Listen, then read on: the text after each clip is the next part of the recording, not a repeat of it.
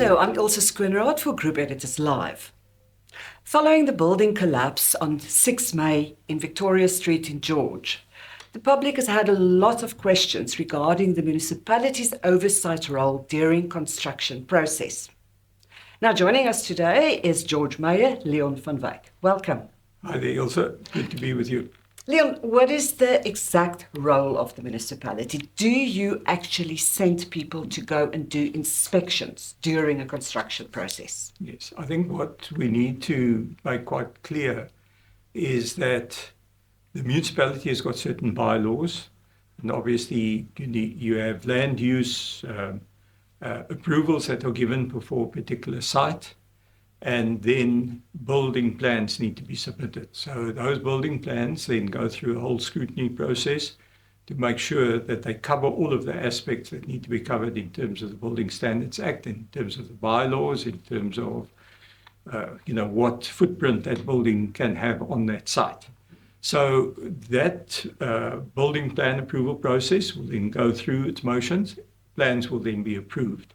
Those plans then get handed over to the developer, and that will then go to the construction person, the construction company, and all of that professional team involved will then carry that through.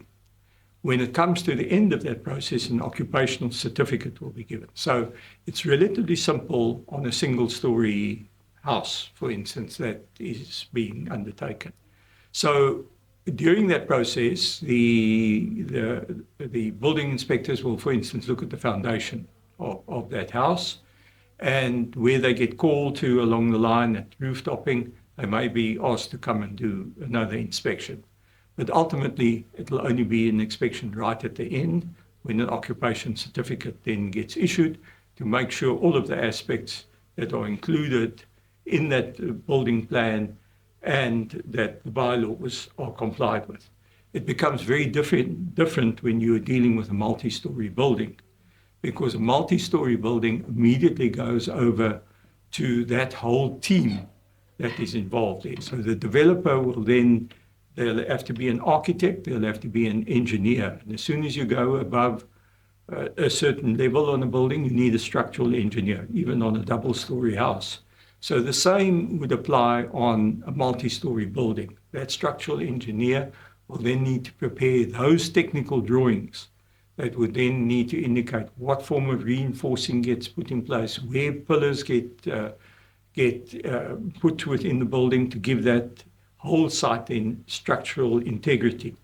And they then would do whatever models that they need to do from an engineering point of view. So you might well have mechanical engineers involved and whatever other expertise in terms of that building to make sure that it can be done and be built successfully with a requisite amount of strength.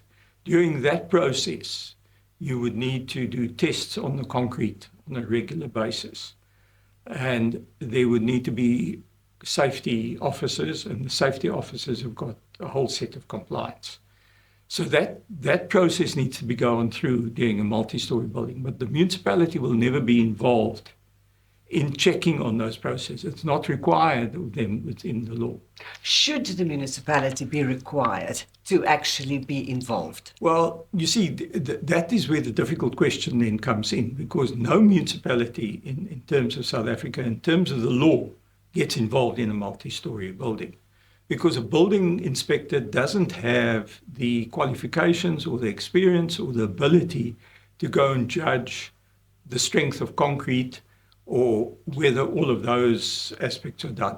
That's why you have a structural engineer who has studied for and has got that requisite level of experience, who needs to make sure that that building is the required strength, because ultimately it's the structural engineer who has to sign off, for instance, that the first floor is completed, the second floor, and there'll be certain, for instance, payment levels that would then take place in a multi-story building. And they are done on engineer certificates who sign off, we've now completed that stage, and therefore payment can now be made up to that point, because all of those are phased payments that take place. So that's how the practical side of it then requires. So it is totally unheard of and will be totally out of place if a building inspector comes on site of, call it a 20-story office building that's being erected, and now come and say, oh no, you've not done your job, because that's the structural engineer's job. So that industry works on a self-certification, self-regulation basis, that they produce that building. And it's only at the end, once again, when an occupational certificate then needs to be issued, where the municipality comes back and says, okay, this is what your plans were initially to put the building in place, and you've now complied with that. You've not gone over a boundary line or anything like that, because that would have taken place right at the beginning when the foundations and things get laid out. But they don't get involved. Building inspectors, municipalities don't get involved in between.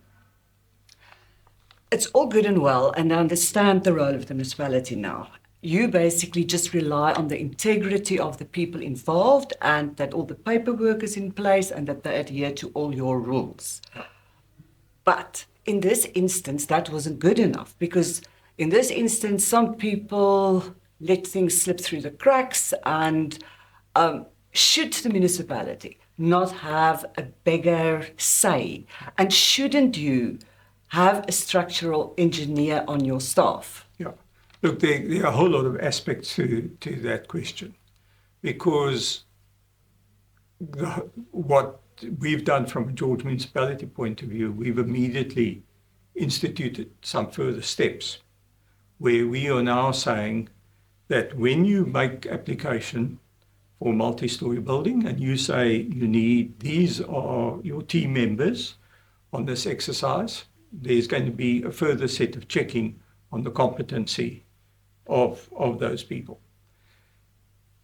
The difficulty that you have, and I think this will all play out now in time, how the rules will change. And I think we've got to be advocates that you rather have self-regulation and rather have some other new regulation by law or something that you need to do, because ultimately, you're just adding layers of law and layers of regulation, which may not be checked in any event.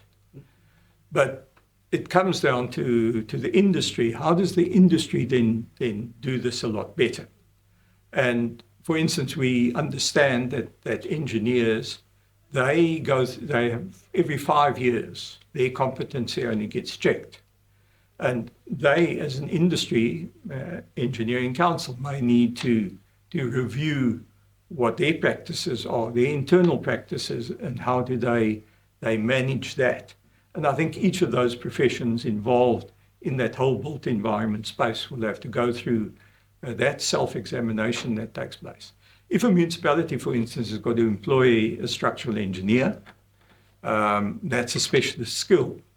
I don't think you've got too many structural engineers in the country as such. Municipalities will then have to employ that. That's going to immediately increase your whole building plan type of process and that level. So that becomes an added issue that will need to be done. But from a point of view of self-examination, certainly that needs to take place. And I would say the sooner the industry does that, the better, because it's the industry, that whole development industry, that now needs to have a look at itself and say, how do we actually manage this? And how do we make sure we don't have a repeat of what has taken place here? Still, I think citizens do feel that the municipality and council should, in a way, safeguard them against unscrupulous contractors. How can you ensure that you keep our construction workers and the future occupants of a building like that safe? Yeah, look, it's, in terms of the law at present, it's not expected of a municipality. I don't think you can expect a municipality or building inspectors to guarantee the safety of any building activity that takes place. Because ultimately there are certain factors that an inspector would go and look at, but the inspector is not going to know at face value what lies, for instance, under a foundation or within a wall that has been completed. So it is impossible to go and guarantee the safety, because ultimately it is that entire system, it's the teamwork that you have, because the whole construction activity is a team that works, from the architect's drawings right through to the engineers, to the people who finish and to do whatever they do. For instance, the internal plumbing and the electricity, all of that's part of the system. And what that whole industry is going to have to make sure that they have that requisite quality and that they are able to provide a guaranteed product at the end of the day. Leon van Wyk, thank you very much. I'm Ilse Schoonraad for Group Editors Live.